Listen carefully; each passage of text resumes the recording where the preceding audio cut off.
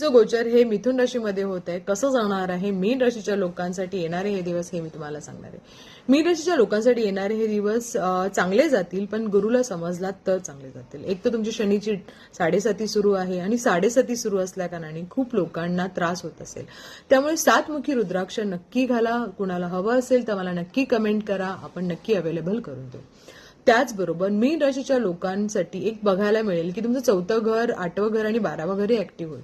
हे धर्मत्रिकोण घर म्हटलं जातं. धार्मिक गोष्टीकडे, देवाकडे, काही चांगल्या गोष्टी करण्याकडे तुमचं मन असं अट्रॅक्ट होईल किंवा तुम्हाला मन खूप लागेल त्या गोष्टी करण्यासाठी. स्पेशली टीचर लोकांसाठी, डॉक्टरांसाठी, जे काउन्सिलिंग करतात या लोकांसाठी तर नक्कीच चांगलं गोचर आहे.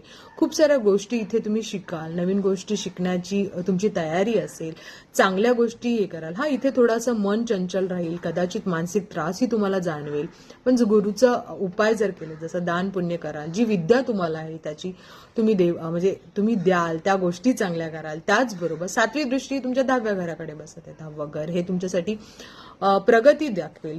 नोकरीमध्ये नोकरी करत असाल तर नक्की प्रमोशन मिळेल, ऍप्रिशिएशन खूप चांगले मिळतील. 12व्या घरामध्ये खर्च खूप होतील, पण खर्च यासाठीच होतील की तुम्ही छोट्या मोठ्या तीर्थक्षेत्र असतील तिथे नक्की ट्रॅव्हल कराल, तिथे जाऊन तुम्ही स्वतःच्या एक पीस तुम्हाला मिळेल, चांगल्या गोष्टी होतील. पण एक मात्र आहे की रिस्पॉन्सिबिलिटी खूप वाढणार आहे, कामाचं ओझं थोडंसं वाढणार आहे. त्यामुळे कदाचित मन चंचल होऊन मनस्थिती थोडीशी विचलित होऊ शकते.